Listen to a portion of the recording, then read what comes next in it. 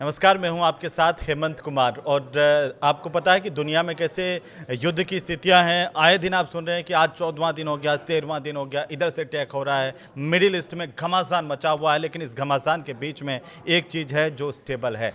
Market गिर गया, share बाज़ार में गिरावट नज़र आ रही है, लेकिन एक चीज़ जो स्टेबल बनी हुई है, अपनी जगह पर बनी हुई है, वह है सोना चांदी। आज हम सोना चांदी को लेकर के बात करने वाले हैं। आखिरकार युद्ध में सोना चांदी कितना प्रभावित हो सकता है। जो सोने चांदी के कारोबार से जुड़े हुए लोग हैं, उनके लिए काफ़ी महत्वपूर्ण। हमारे साथ में मार्केट के विशेषज्ञ हैं अनुज गुप्ता साहब। अनुज जी, बहुत स्वागत है आपका। तो युद्ध की इन परिस्थितियों में सोना चांदी की कीमतों का उतार चढ़ाव या स्टेबल होना, वो आप कैसे देख रहे हैं? देखिए, इस बार हमने देखा है कि जनरली जियोपॉलिटिकल कंसर्न्स आते हैं तो सेफ हेवन डिमांड हम गोल्ड सिल्वर में देखते हैं। तो इस बार उतना इम्पैक्ट नहीं देख रहे हैं क्योंकि यहाँ पर जो वॉर है वो यूएई के अंदर होता हुआ दिखाई दे रहा है और दुबई जो है वो बहुत बड़ी मार्केट है गोल्ड को लेके। करीबन अगर हम डेटा की बात करें तो करीबन सालाना 1200 से लेकर 1500 टन के आसपास दुबई के अंदर आपका व्यापार होता है गोल्ड के अंदर। और कहते हैं कि दुबई में आता है गोल्ड प्रोसेस होने के लिए बाकी देशों का भी। यस जी। तो गोल्ड जो है दुबई के अंदर इंडस्ट्रीज़ हैं जहाँ पर गोल्ड प्रोसेस होता है, ज्वेलरी बनती है, वहाँ के डिज़ाइंस पूरे वर्ल्ड में जाते हैं और लोग गोल्ड जो है दुबई के अंदर परचेज़ करना पसंद करते हैं क्योंकि वहाँ पर क्वालिटी और क्वांटिटी आपको मिल जाती है। तो उसकी वजह से दुबई की मार्केट जो है वो वर्ल्ड फेमस है और वहाँ पर अगर आप देखेंगे तो क्योंकि वो टूरिस्ट डिपेंड इकोनॉमी है तो वहाँ पर आप देखेंगे टूरिस्ट वहाँ पर जाके जमकर खरीदारी करते हैं।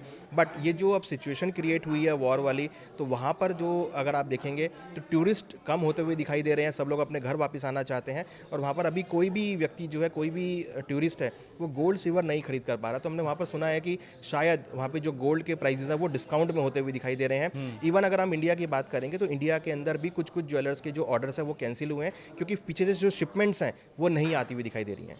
तो हमारे सोना चांदी के सेक्टर पर इसका क्या असर आया है? देखिए, असर तो ऐसा कुछ खास नहीं आया है, प्राइस थोड़े स्टेबल हो गए हैं, थोड़ी डिमांड हमने यहाँ पर कम होती हुई देखी है।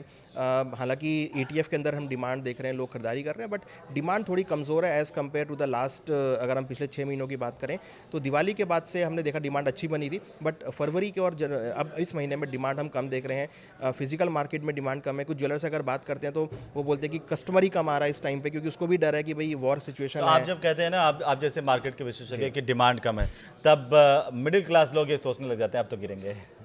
तो क्या गिरेंगे वाकई? देखिए, दाम जो है, भाव अब गिरावट तो हुई है। अगर आप 29 जनवरी की बात करेंगे तो 29 जनवरी में करीबन 4,20,000 का चांदी ने हाई बनाया था, 1,80,000 गोल्ड ने हाई बनाया था। तो वहाँ से अगर आप देखेंगे तो 2,60,000 के आसपास चांदी आ गई है, 1,60,000 के आसपास गोल्ड आ गया, तो भाव तो गिरे हैं। तो ये जो भाव गिरे हैं ये अपॉर्चुनिटी है। जिन्होंने नहीं खरीदारी करी है वो कुछ स्मॉल क्वांटिटी लेकर खरीद सकते हैं क्योंकि long term trend gold silver का हमें लगता है पॉजिटिव, क्योंकि देखिए वॉर तो खत्म हो जाएगी, फिर दोबारा से आपको डिमांड जो है वहाँ पर देखने को मिलेगी। तो लॉन्ग टर्म में अच्छा खासा रिटर्न आपको देखने को मिलेगा, बट शॉर्ट टर्म में अभी क्योंकि डिमांड थोड़ी कम हुई है इस बार, उसका असर भावों पे दिख रहा है। तो डॉलर की जो मजबूती और साथ ही साथ इन्फ्लेशन फियर, इनका असर भी हमारे मार्केट पर है हिंदुस्तान के? देखिए, बिल्कुल डॉलर की जो तेज़ी आई है उसकी वजह से रुपये यहाँ पर वीक होता हुआ नज़र आया है, जिसकी वजह से उसका इम्पैक्ट हम इंडियन मार्केट पे देख रहे हैं। प्लस कहीं ना कहीं जो इन्फ्लेशन है वो यहाँ पर थोड़ा सा कंसर्न है।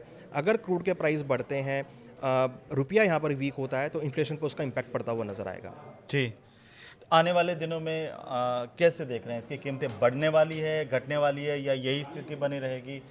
युद्ध अगर लंबा चले उसको भी जोड़ते हुए अगर हम साथ में देखिए, देखें। हमारा तो मानना है कि दिवाली तक आपको दोबारा से गोल्ड जो है वो 5500-5600 डॉलर होता हुआ दिखाई देगा। सिल्वर भी आपको हो सकता है कि $100 तक जाती हुई दिखाई दे दिवाली अगर हम 2026 तक बात करें। तो लॉन्ग टर्म ट्रेंड पॉजिटिव है। शॉर्ट टर्म में हो सकता है कि थोड़ा आपको रेंज बाउंड मोमेंटम देखने को मिले, थोड़े बहुत डिप्स आते हुए देखने को मिले। और देखिए, यहाँ पर गोल्ड सिल्वर में आप ये मत मान के चलिए कि आपने आज लिया कल आपको मुनाफा मिलेगा। आप एक प्रोसेस बना के चलिए, जो भी डिप आते हैं आप उसमें कुछ कुछ क्वांटिटी ऐड करते चलिए। अपने पोर्टफोलियो का 10 से 15% आप अपने पोर्टफोलियो का गोल्ड सिल्वर में रखें।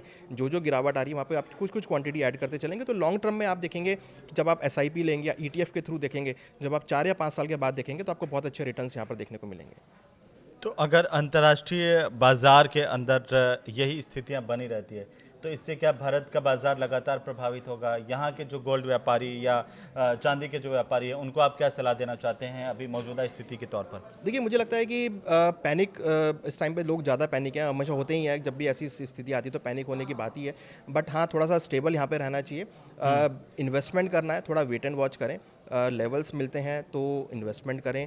एग्रेसिव इन्वेस्टमेंट ना करें, क्योंकि हो सकता है कि ये जो वॉर चल रहा है इसका इम्पैक्ट आपको भारत पे भी आता हुआ दिखाई दे। बट हाँ, लॉन्ग टर्म अगर आप विजन लेके चलेंगे, शॉर्ट टर्म में आप थोड़ा सा वेट एंड वॉच करें। अगर आप लॉन्ग टर्म विजन लेके चल रहे हैं तो डेफिनेटली आप पैसा लगा सकते हैं मार्केट में। आगे के हिसाब से आप, और जो नए निवेशक हैं उनको क्या करना चाहिए? जैसे कई बार हम इसके विकल्प के तौर पर भी देख रहे थे कि भाई सोना चांदी हमारी जद से अगर ऊपर जा रहा है तो दूसरी तरफ भी शिफ्ट हो रहे थे लोग। क्या कोई विकल्प है सोना चांदी का?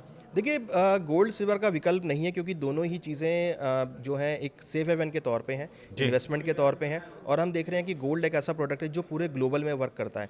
तो यहाँ पर मुझे लगता है कि जो नए निवेशक हैं उनके पास ऑप्शन है, वो ईटीएफ के through, gold ETF, silver ETF के थ्रू अपना पोर्टफोलियो स्टार्ट कर सकते हैं। या उनको अगर लेना है तो वो एमसीएक्स के थ्रू, या जो डेरिवेटिव कॉन्ट्रैक्ट्स हैं, अगर उनको नॉलेज है डेरिवेटिव की तो वो डेरिवेटिव के थ्रू आ सकते हैं। But gold ETF, silver ETF या फिजिकल फॉर्म में स्मॉल क्वांटिटी करके अपने पोर्टफोलियो में ऐड कर सकते हैं। तो आप क्या कहना चाहते हैं कि सलाह के तौर पर आप कह रहे हैं कि फिजिकल गोल्ड और सिल्वर हम जो है ऐसे निवेशक ज़्यादा महत्व दे सकते हैं?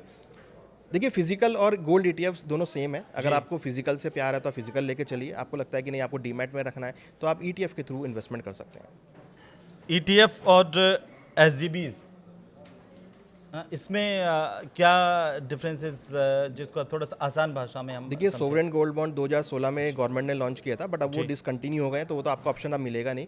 तो गोल्ड ईटीएफ, सिल्वर ईटीएफ एक ऑप्शन है जिसको आप अपने पोर्टफोलियो में लेकर अपने डीमैट अकाउंट में ले सकते हैं। इसके अंदर ये फ़ायदा है कि आप एक क्वांटिटी भी ले सकते हैं और नंबर ऑफ क्वांटिटी भी ऐड कर सकते हैं।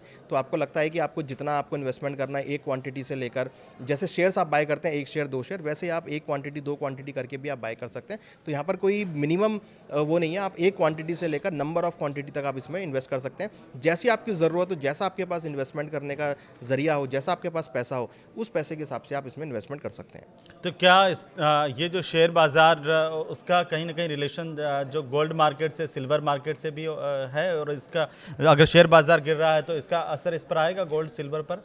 देखिए, गोल्ड के ऊपर खाली शेयर बाज़ार का नहीं, पूरे वर्ल्ड का इम्पैक्ट होता है, क्योंकि गोल्ड जी। एक ग्लोबल करेंसी है। अगर ग्लोबल के अंदर कुछ भी होगा तो उसका इम्पैक्ट गोल्ड पे आता हुआ दिखाई देगा। अगर ग्लोबल के अंदर वॉर हो रही है तो उसका इम्पैक्ट यहाँ पर देखने को मिलेगा। तो हमारा मानना है कि ये जो वॉर सिचुएशन क्रिएट हुई है, ये जो कंडीशंस क्रिएट हुई हैं, इसका इम्पैक्ट आपको गोल्ड पे जल्दी देखने को मिलेगा। और गोल्ड के भावों में अगेन आपको एक upside momentum as a safe haven के तौर पे, क्योंकि देखिए अब वो वॉर छिड़ी है, युद्ध हुआ है, तो कहीं ना कहीं स्लो डाउन की सिचुएशन आएगी। स्लो डाउन की वजह से आपको कहीं ना कहीं सपोर्ट जो है वो आपको गोल्ड के भावों में आता हुआ दिखाई देगा। क्रूड के भाव बढ़े हैं, इन्फ्लेशन इंक्रीज होगा, तो इन्फ्लेशन को हेज करने के लिए गोल्ड को लोग यूज़ करेंगे। तो कहीं ना कहीं अभी शायद उतना इम्पैक्ट नहीं आ रहा है, बट हाँ, अगर हम आने वाले 2 या 3 महीने डाउन द लाइन बात करें तो वहाँ पर आपको इसका इम्पैक्ट आता हुआ दिखाई देगा। अभी आपकी बातों से मुझे ऐसा लग रहा है कि सोने में, चांदी में निवेश करने वालों को नुकसान तो नहीं हो नहीं सकता होगा, ज़्यादा, है yes, ना? yes. ये भविष्य के हिसाब से अभी अगर हम Yes, देखें। exactly. और चांदी जो है वो और ज़्यादा मजबूत कहा जा रहा था कि और ज़्यादा मजबूत होगी। देखिए, बिल्कुल, क्योंकि चांदी का इंडस्ट्रियल यूसेज है, अभी वॉर की वजह से उतना इंडस्ट्रियल यूसेज नहीं हो पा रहा है। बट हाँ, इंडस्ट्रियल एक्टिविटी ज़रूर बढ़ेंगी यहाँ पर, क्योंकि जैसी वॉर खत्म होगा, जैसी चीज़ें लाइन पर आएंगी तो तुरंत उसकी डिमांड क्रिएट होती हुई दिखाई देगी। तो मेरा ये मानना है कि सिल्वर भी आपको यहाँ पर अच्छे रिटर्न लाता हुआ दिखाई देगा। ऑलरेडी काफ़ी अच्छे रिटर्न ऑलरेडी सिल्वर दे चुका है। थोड़ा यहाँ पर अभी पॉज हुआ है, थोड़ा स्टेबल हुआ है, बट हाँ, मुझे लगता है कि आने वाले दिनों में सिल्वर भी आपको बहुत अच्छे रिटर्न लाता हुआ दिखाई देगा। तो उम्मीद है कि जो गोल्ड और सिल्वर में निवेशक हैं उनको काफ़ी जो है जानकारी हासिल हुई होगी। फिर भी आपके अगर कोई सवाल हैं तो हमें आप कमेंट में ज़रूर से लिख सकते हैं, ताकि हम अगली बार जब भी सोने चांदी पर बात करेंगे तो आप लोगों के सवाल भी लेंगे।